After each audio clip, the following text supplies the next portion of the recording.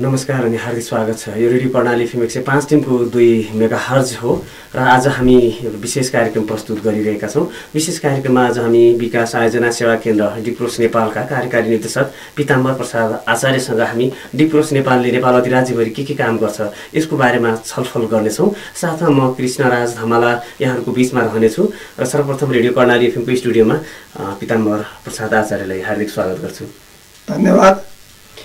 जुन डिप्रोस नेपालले काम गरिरहेको छ, कहिलेदेखि नेपालमा काम गरिरहेको छ, कति जिल्लामा के विषयमा काम गरिरहेको छ?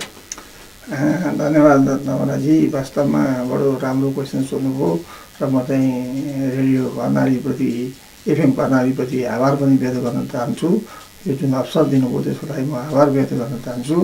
यो डिप्रोस नेपाल चाहिँ विकास आयोजना सेवा केन्द्र यो 2050 साल आश्विन 10 गते खुलेको हो र विगत 15 वर्षदेखि यो चाहिँ नेपालको ग्रामीण विकासमा प्रत्यक्ष रूपमा कार्यक्रम सञ्चालन गर्दै आएको छ र यसले अहिले 32 जिल्लामा आफ्ना कार्यक्रमहरू सञ्चालन गर्दै आएको छ र कार्यक्रम सञ्चालन गर्दाखेरि मुख्य गरेर यसले चाहिँ 4वटा क्षेत्रमा आफ्नो कार्यक्रमहरू विस्तार गर्दै आएको छ। ती कार्यक्रममा सबभन्दा पहिलो कार्यक्रम चाहिँ आय आर्जन कार्यक्रमलाई यसले चाहिँ पहिलो प्राथमिकतामा राखेको छ र गरिबसँग काम गर्दाखेरि आय आर्जन एउटा चाहिँ प्रमुख ऊ रहँदैछ र त्यो आधारमा हामीले आय आर्जन कार्यक्रम सञ्चालन गर्छौँ। आय आर्जन कार्यक्रममा यो हाई भ्यालु क्यास क्रपहरू, यो तरकारीका विकासहरू, फलफुल विकासका कुराहरू भए, यो लघु कार्यक्रमहरू, माइक्रो इन्टरप्राइज डेभलपमेन्टका कार्यक्रमहरू, योले चाहिँ आफ्नो चाहिँ आयमूलक कार्यक्रम अन्तर्गत सञ्चालन गर्दै आएको छ। र 2 नम्बरमा यसले प्राकृतिक स्रोत व्यवस्थापनको काम गर्छ।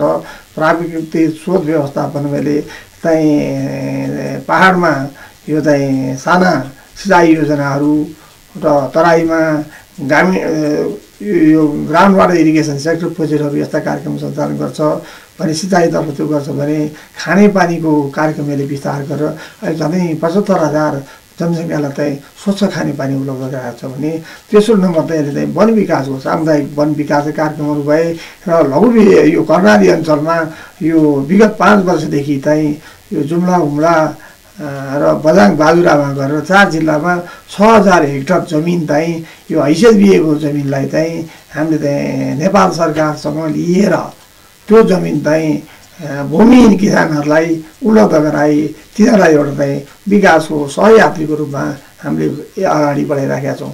तेस्रो काम चाहिँ हामी यो विभिन्न जिल्लामा काम गर्दाखेरि हामी सधैँ बस्ने संस्था होइन। हामीले चाहिँ आफ्नो कार्यक्रम समाप्त भएपछि ग्रामीण स्तरमा सामुदायिक संस्थाहरू विकास गरेर तिनीहरूलाई नै हामीले सक्षम पारेर हामीले लानुपर्ने भएको हुनाले हामी ग्रामीण क्षेत्रमा सामुदायिक संस्थाहरूको विकास गर्छौँ। लघु वित्तको काम गर्नलाई कोअपरेटिभको विकास गर्छौँ। कृषिको काम गर्नलाई कृषिका विकास गर्छौँ। त्यो किसिमबाट हामीले चाहिँ सामुदायिक यो स्थानीय स्तरमा लोकल इन्स्टिट्युसनको चाहिँ हामी विकास गर्छौँ। त्यसको क्षमता वृद्धि गरेर हामीले उनीहरूलाई आफ्ना कार्यक्रमहरू हस्तान्तरण गरेर त्यसको चौथो कार्यक्रम भनेको चाहिँ तपाईँको चाहिँ यो लघु वित्तको कार्यक्रम हो। लघु वित्त कार्यक्रममा 2 किसिमको चाहिँ डिप्रोस नेपालले कार्यक्रम सञ्चालन गर्दै आएको छ। एउटा आफू चाहिँ यो मध्यस्थता ऐन अन्तर्गत नेपाल राष्ट्र ब्याङ्कबाट लाइसेन्स प्राप्त गरेर चाहिँ तपाईँको चाहिँ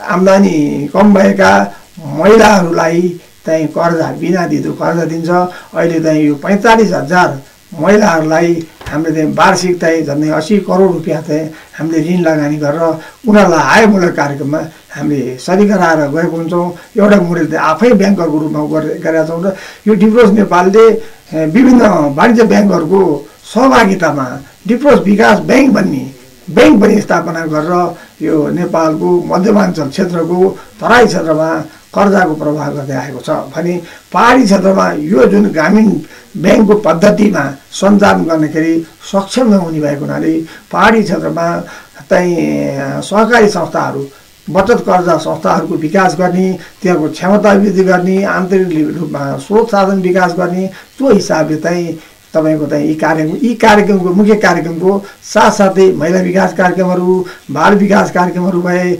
शिक्षाका कार्यक्रमहरू भए, स्वास्थ्यका कार्यक्रमहरू भए, यी कार्यक्रमहरू चाहिँ यी मुख्य 4 कार्यक्रममा क्रस कटिङको रूपमा राखेर डिप्रोस नेपालले चाहिँ सञ्चालन गर्दै आएको छ।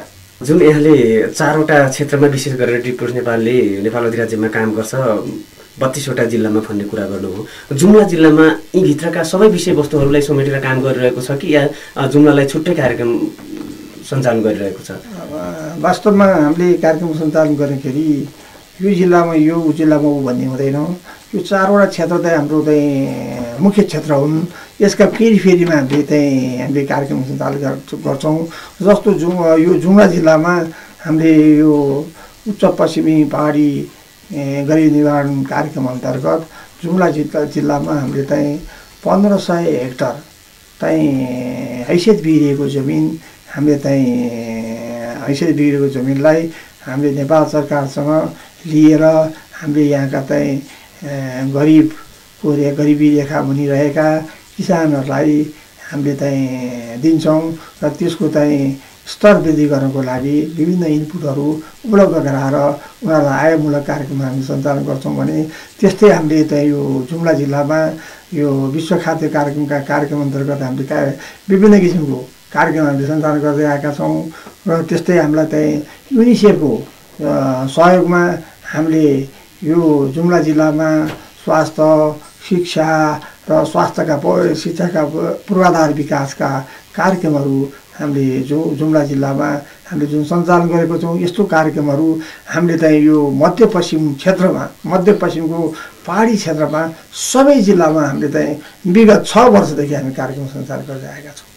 जुन डिप्रोस नेपालले यी 4वटा विषयवस्तुहरू राखेर यी मुद्दाहरूमा काम गरिरहेको छ, आय आर्जनको सबैभन्दा महत्त्वपूर्ण पक्ष हुनसक्छ भन्ने हामीले लागेको छ। यो आय आर्जनमा जुन उद्देश्यले यहाँले कार्यक्रम सञ्चालन गर्नुभएको छ, समुदाय स्तरबाट जुन जिल्लामा यो कार्यक्रम सञ्चालन गर्नुभएको छ त्यहाँबाट यहाँले सोचेको र जसरी कार्यक्रम सञ्चालन गर्नुभएको छ त्यसको परिणाम कस्तो आएको छ, यहाँलाई आफ्नो अनुभवमा के लाग्छ? यसमा कार्यक्रम चाहिँ हामीले चाहिँ आयमूलक कार्यक्रम सञ्चालन गर्दाखेरि आयमूलक कार्यक्रम मात्रै आइसोलेसनमा हामीले कार्यक्रम सञ्चालन गर्दाखेरि त्यति लाभप्रद नहुन पनि सक्छ। किन भन्दाखेरि तपाईँ कतिपय मान्छेहरू हाम्रो टेक्नोलोजी प्रविधिको हामीले चाहिँ लिन सक्ने हाम्रो क्षमता पनि हुँदैन। त्यसैले यो परिवेशमा हामीले एउटा इन्टिग्रेटेड किसिमबाट हामीले आर्थिक सामाजिकलाई एउटा निरन्तर रूपमा हामीले सञ्चालन गर्न सक्यौँ भने चाहिँ यो कार्यक्रमले चाहिँ आयमूलकमा चाहिँ सकारात्मक प्रभाव पार्छ भन्ने म चाहिँ विश्वास छु। र हामीले काम गर्दाखेरि कस्तो हुनुपर्ने रहेछ भनेदेखि तपाईँको अहिले चाहिँ यो मध्यपश्चिमको क्षेत्रमा अब सुर्खेत कर्णालीको जुन कि अहिले कर्णाली जुम्लासम्मको रोड खुलिरहेको छ, यो रोडलाई अब खालि रोड मात्रै बनाउने बाहिरबाट ट्रक मात्रै हिँडाउने कि यहाँको उत्पादन पनि हामीले तलतिर लाने, त्यो हिसाबले हामीलाई यहाँको चाहिँ यो जोग्राफीले हामीलाई यस्तो साथ दिएको छ। हामीले कुनै पनि समयमा कुनै पनि हामीले बाली उत्पादन गर्ने हाम्रो समस्या हाम्रो चाहिँ इकोलोजी छ र हाम्रो युज मार्केट चाहिँ हाम्रो नेपालगञ्ज भनौँ सुर्खेत भनौँ त्यहाँबाट गएर भारतको कयौँ हाम्रो चाहिँ बोर्डर एरियामा जुन बेला चाहिँ हामीले यहाँ उत्पादन गर्ने चिज उहाँ उत्पादन हुँदैन। त्यस कारणले हामीले चाहिँ यो अफ सिजनका चाहिँ जुन उत्पादन गऱ्यौँ भने यसको मार्केट पनि छ र अहिले चाहिँ यो कर्णालीको जुन रोड खुल्यो यो रोडको फेरिमा चाहिँ हामीले चाहिँ यस्तो किसिमको चाहिँ विकास चाहिँ द्रुत गतिमा लानु पर्ने हामीलाई ढिलो भइसक्यो। हामीले चाहिँ यसलाई चाहिँ एकदम फास्ट हामीले चाहिँ ल यहाँको जनताको चाहिँ आय स्थितिमा हामीले चाहिँ सुधार ल्याउन सक्ने अवस्था छ। के छ, योजना मात्रै हो कि कार्यक्रममै तय भइसक्यो या योजना कार्यान्वयन हुने पक्षमा गइसक्यो? के छ जुन यो कुरा जुन राजमार्ग खुलिसकेपछिको कर्णालीलाई विकासको मेरुदण्डको रूपमा लिने कुरा जुन कुरा गर्नुभयो त्यो कुरालाई योजनामा मात्रै हो कि या व्यवहारमा लागू हुने बेला या कार्यान्वयन हुने बेलासम्म पुगिसकेका छौँ? हामी कहाँनिर छौँ यति बेला? यसमा मलाई के लाग्छ भन्दाखेरि यो कर्णाली अञ्चलमा खास गरेर यो उपाप भने वेस्टर्न अपलाइन पोभर्टी एलिभेसन जुन प्रोजेक्ट छ त्यो प्रोजेक्ट अन्तर्गत हामी चाहिँ विगत 5 वर्षदेखि यहाँ चाहिँ काम गरिरहेका छौँ। यहाँ काम गर्दाखेरि यहाँको सबभन्दा चाहिँ राम्रो पोटेन्सियल चाहिँ देखिएको चाहिँ यो चाहिँ गैर काष्ठ कार्यक्रमहरू जुन एनटिएबी नन टिम्बर फरेस्ट प्रोग्रामको जुन छ त्यसको हामीले चाहिँ यहाँ चाहिँ ट्रायल रिसर्च पनि गरेका थियौँ र कतिपय चाहिँ यहाँका चाहिँ जुन कि यस्ता नन टिम्बर फरेस्ट प्रोडक्टहरू यसलाई चाहिँ हामीले चाहिँ कमर्सियलाइजेसन गर्नको लागि हामीले चाहिँ यो डाबर भन्ने प्राइभेट कम्पनी र इसिमोड भन्ने अन्तर्राष्ट्रिय संस्थाको हामी चाहिँ एउटा संयुक्त रूपमा डिप्रोस नेपालले यो क्षेत्रमा 3 वर्षसम्म त्यो अध्ययनमा सरिक भएर त्यसबाट त्यस्ता जुन 7 किसिमका चाहिँ यहाँ चाहिँ ती गैर काष्ठ चाहिँ कार्यक्रमहरू सञ्चालन गर्नको लागि त्यसका चाहिँ अनुसन्धान भए।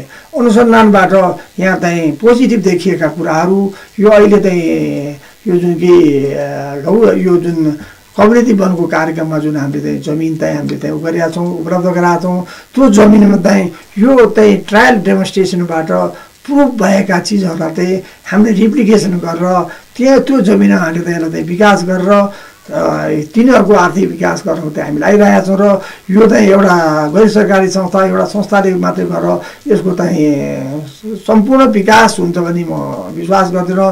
यसलाई समन्वयात्मक किसिमबाट सरकारले पुर्याउनु पर्ने सेवा सरकारले पुर्याउने, यसको मार्केटिङको आउटलेटहरू हामीले खोलेर जानुपर्छ। नत्र हामीले गैर काष्ठ उत्पादनको प्रोडक्सन मात्रै गरेर हुँदैन। त्यसबाट कति जनताहरू चाहिँ सिटीमा पनि परेका छन्, त्यस्तो किसिमको चाहिँ भविष्यमा नहोस् र त्यस्ता उत्पादनको चिज बाट चाहिँ उनीहरू लाभान्वित हुन्। र यो चिज चाहिँ हाम्रो अहिले जुन प्रयास भइरहेको छ त्यो प्रयासबाट चाहिँ म चाहिँ विश्वस्त छु। र यो पश्चिममा जुम्ला जिल्ला मात्रै होइन कि यो दुई पश्चिम र मध्यपश्चिम र सुदूरपश्चिममा हामी विगत 10 वर्षदेखि काम गरिरहेका छौँ। र हामीले डडेलधुरामा आजभन्दा 4 वर्ष अगाडि हामीले फेज ओभर गरेका योजनाहरू हामी हेरेर गएको थियौँ। त्यहाँ चाहिँ हाम्रैको इनिसिएसनबाट सुरु भएको कामहरूबाट प्रशस्त जनताहरू फाइदा भएको हामी पाएका छौँ। त्यो रूपमा हामी यो कर्णाली क्षेत्रमा काम गरिरहेका छौँ। त्यसको चाहिँ मलाई जहाँसम्म लाग्छ सकारात्मक उपलब्धि हुन्छ भने म विश्वास छु। जुन गैर सरकारी संस्थाले जुन काम गरिरहेका छन्, समुदाय स्तरमै पुगेर काम गरिरहेका छन्, त्यो धेरै मान्छेको यो यथार्थता पनि हो। धेरै मान्छेले त्यो भन्छन् समुदायमा गएर काम गर्छन्। तर जुन गैर सरकारी संस्थाहरूले काम गर्दाखेरि सबै कुरा गैर सरकारी कार्यालयहरूले सम्पन्न गर्न सक्दैन भन्ने कुरा यहाँले पनि गर्नुभयो। र यो कुरालाई जुन सरकारलाई सपोर्ट गरिरहेको छ, सहयोग गरिरहेको छ गैर सरकारी संस्थाहरूले, यो तपाईँले जुन यो गैर काष्ठको बारेमा जुन कुरा गर्नुभयो, यी यस्ता कुराहरूलाई सहयोग गर्नको लागि सरकारी जुन संयन्त्रहरू छन् तिनीहरूसँग समन्वय गरेर जाने प्रक्रियाको रूपमा उहाँहरूको तपाईँलाई गर्ने सहयोग, तपाईँको संस्थाले गर्ने सहयोग या तपाईँहरूको सम्बन्ध समन्वय कस्तो छ? उहाँले तपाईँले होइन तपाईँ संस्थाले मात्रै गरे भइहाल्यो भन्ने कुरा छ कि त्यो कुरामा सरकारले होइन हाम्रो लागि राम्रो गर्नु हो भन्ने कुरा भएको छ? बिल्कुल यसमा राम्रो यहाँले प्रश्न सोध्नुभयो। र यो चाहिँ गैर सरकारी संस्थाले मात्रै काम गर्नु भनेको यो हुरियाउले आकाश थाल्नु भए जस्तो कुरो। त्यस कारणले म के भन्छु भनेदेखि सरकारको जुन जिम्मेवारी हो, सरकारको जिम्मेवारीलाई हामीले चाहिँ एउटा चाहिँ सहकर्मीको रूपमा चाहिँ हामीले काम गर्ने हो। यसको अन्ततगत यसको चाहिँ फाइनल चाहिँ यसको चाहिँ डेस्टिनेसन भनेको चाहिँ नेपाल सरकार हो। नेपाल सरकारसँग हामी चाहिँ नेपाल सरकारका विभिन्न संस्थाहरू छन्, तिनीहरूसँग हामी चाहिँ एउटा सामञ्जस्यता कायम गरेर हामीले काम गर्छौँ। जस्तो उदाहरणको लागि अहिले हामी चाहिँ जुम्ला जिल्लामा हामी काम गरिरहेका छौँ। हाम्रो जिल्ला विकास समितिसँग हाम्रो चाहिँ यस्तो किसिमको षड्यन्त्र हामीले यस्तो विकास गरेका छौँ कि हामी जिल्ला विकास समितिको एउटा कोअर्डिनेटेड उसमा हामीले काम गर्छौँ। र कुनै पनि क्षेत्रमा हामीले काम गर्दाखेरि यहाँ भएको लाइन एजेन्सीहरूसँग हामी समन्वयात्मक किसिमबाट हामी काम गर्छौँ, जसले गर्दाखेरि हाम्रो रिसोर्सले मात्रै हामीले ल्याएको रिसोर्स मात्रै हामीले त एउटा गोष्ठीमा हिस्सा गर्ने हो।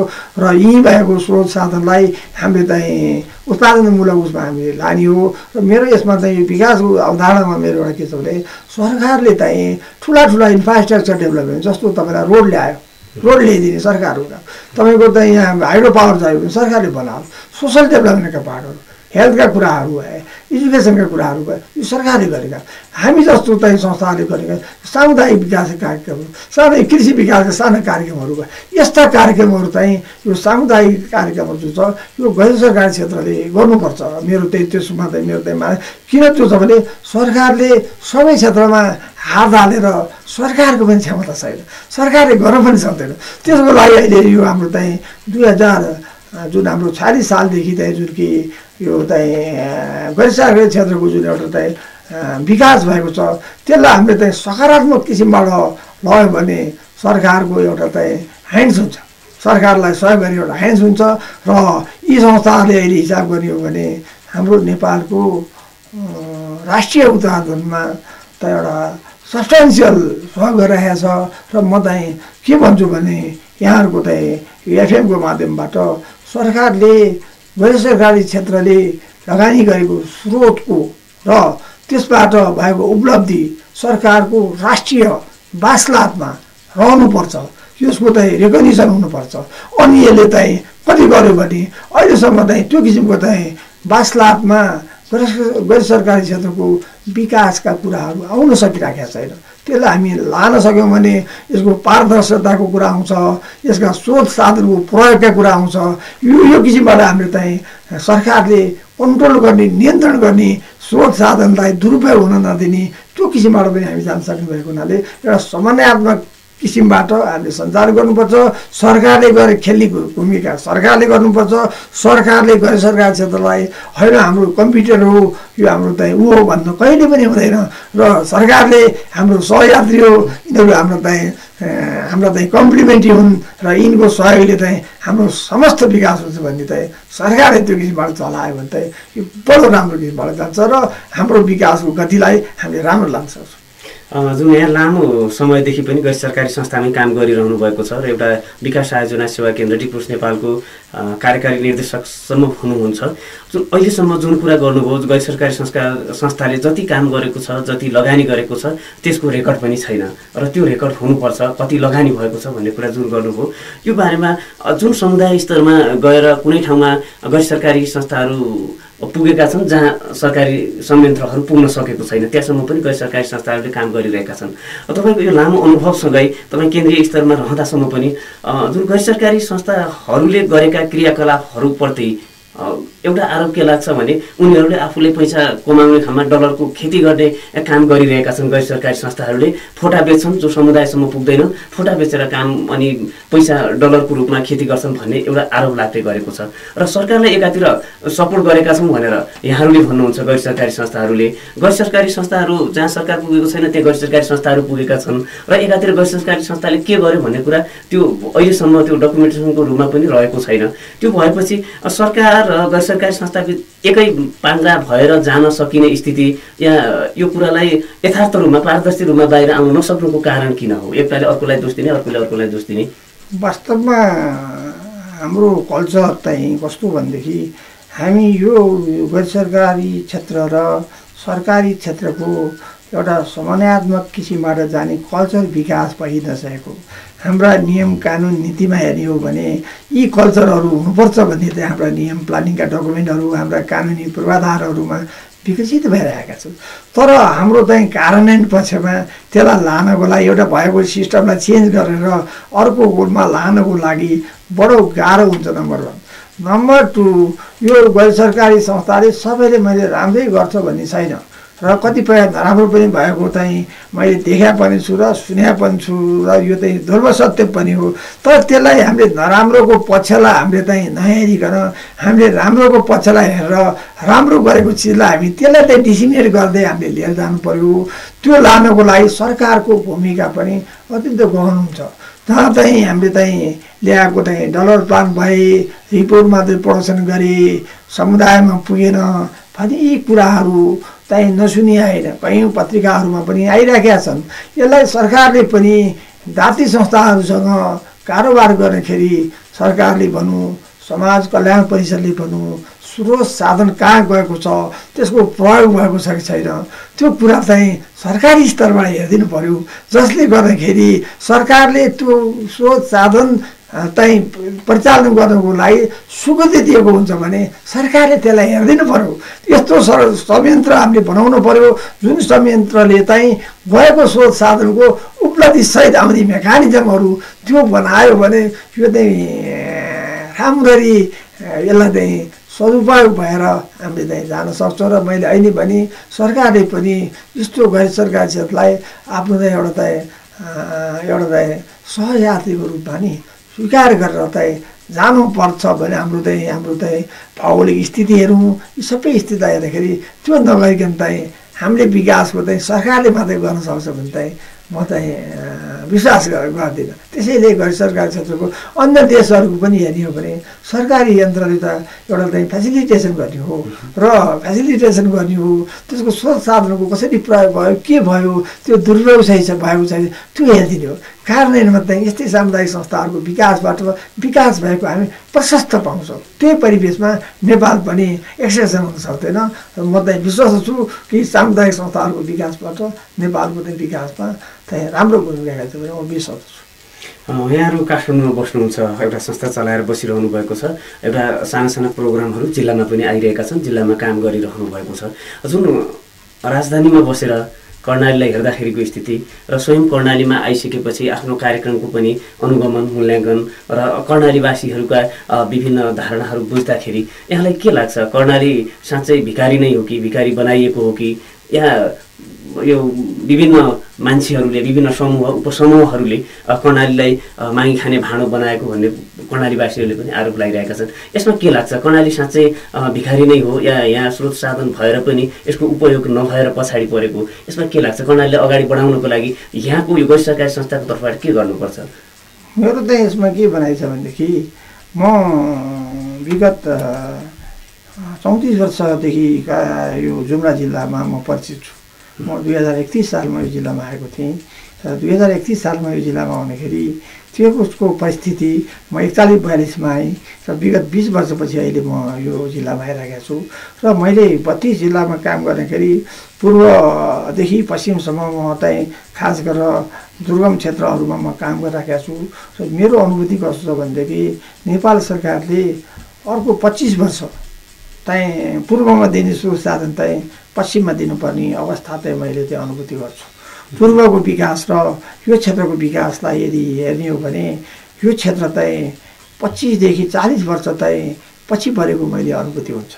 हरेक चिजमा यसको चाहिँ शिक्षाको मापदण्ड हेरौँ, यसको आर्थिक मापदण्ड हेरौँ, यसको भौतिक पूर्वाधारको मापदण्ड हेरौँ र पूर्वको पहाडी क्षेत्रमा गएर यसलाई तुलना गर्ने हो भने यो झन्डै 25देखि 40 वर्षसम्म यो चाहिँ पछि परेको छ र यो परिवेशमा अहिले अन्तर्राष्ट्रिय दाती संस्थाहरूको पनि भनाइले मसँग यस्ता निकायहरूसँग छलफल गर्दाखेरि पश्चिमको क्षेत्रमा चाहिँ जानुपर्छ भन्ने चाहिँ सबै अन्तर्राष्ट्रिय निकायहरूको पनि त्यो मान्यता छ र मैले हाम्रो राष्ट्रिय योजना आयोगको भूतपूर्व उपाध्यक्ष डाक्टर शङ्कर शर्माजीलाई मैले डाक्टर साहब हामीमा आँखामा हाम्रो आँसु छ भने हामीले 25 वर्षलाई स्रोत साधन चाहिँ मध्यपश्चिम मैले चाहिँ यो जुम्ला मात्र हेर्ने कि मध्यपश्चिमको क्षेत्रमा हामीले चाहिँ परिचालन गर्नुपर्ने चाहिँ हामीले बाध्यता छ।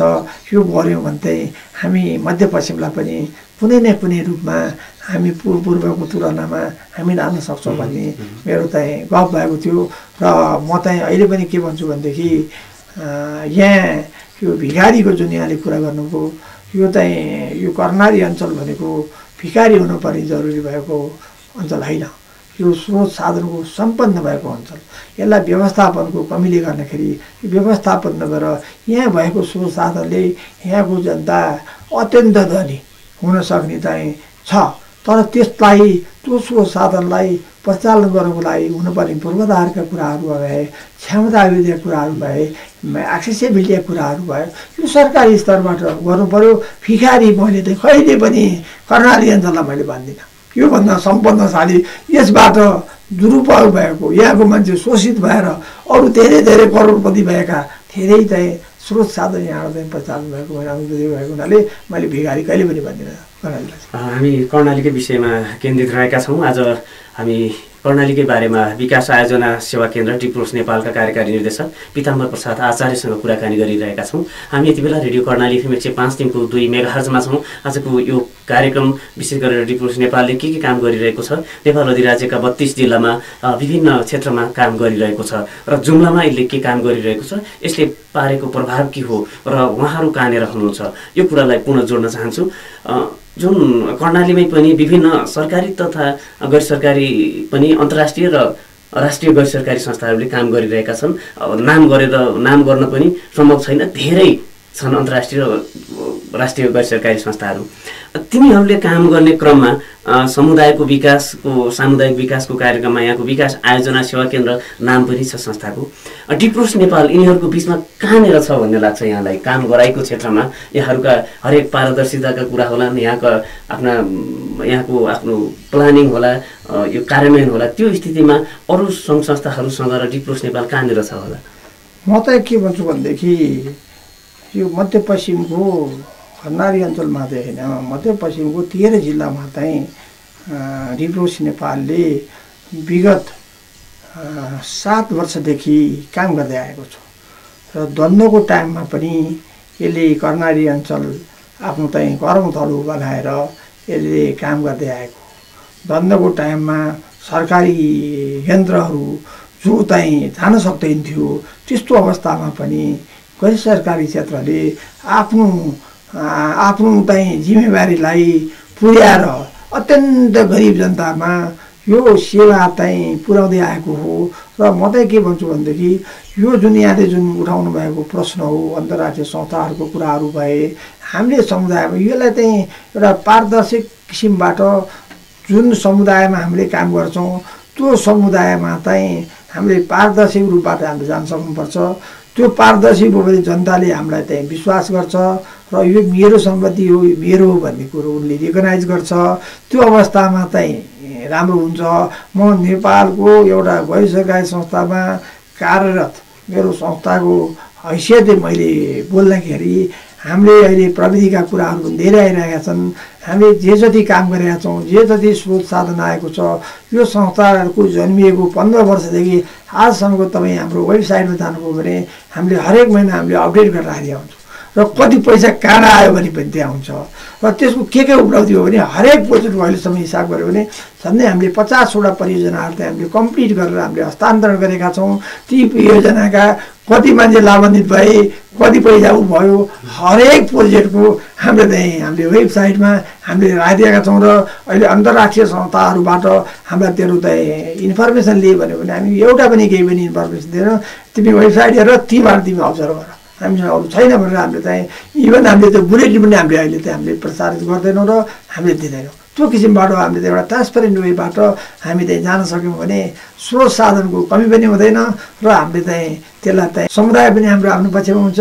अनि आएको स्रोत साधन उनीहरू ट्रान्सपेरेन्ट गरेर गर्नु पऱ्यो। म तपाईँलाई एउटा उदाहरण दिन्छु। अत्यन्त दुर्गम ठाउँमा म एउटा खानेपानी योजना लिएर गएको थिएँ, त्यहाँ सहयोग भएन। किन भएन भन्दाखेरि म गएँ, किन सहयोग गरेर भने उता फर्किने त्यस्तो भयो। अनि मैले भने हेर बाबु, ल हेर तिमीहरूको सम्झौता यो हो, पैसा यदि आएको हो, ल ल तिमीहरूले पैसा यदि हो, ल काम गर ल भने यसरी काम गरे। तिनीहरूले उल्टो 33% तिनीहरूले पैसा हालेर त्यो प्रोजेक्ट सिद्ध्याए। त्यस कारणले यो पारदर्शिता चाहिँ बडो ठुलो कुरो हो।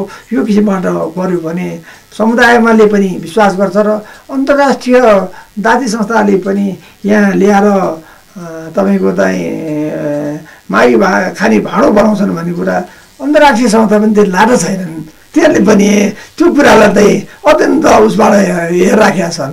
त्यो प्रोसेसमा हेर्दाखेरि तपाईँको अन्तर्राष्ट्रिय संस्थाले त्यसै ल्याएर पैसा चाहिँ बाँड्दैनन्। त्यसको चाहिँ सम्पूर्ण प्रक्रियागत कुरामा त्यहाँले चाहिँ विश्वस्त पारेर माले त्यहाँले पैसा दिए हुन्छ, त्यो नभएको उनीहरूले पैसा दिँदैनन्। र त्यसलाई चाहिँ हामीले चाहिँ लगानी गर्दाखेरि यहाँले जुन भन्नुभएको कतिपय रिपोर्ट काठमाडौँ बसेर पनि त्यस्ता कुराहरू पनि सुनिया छ।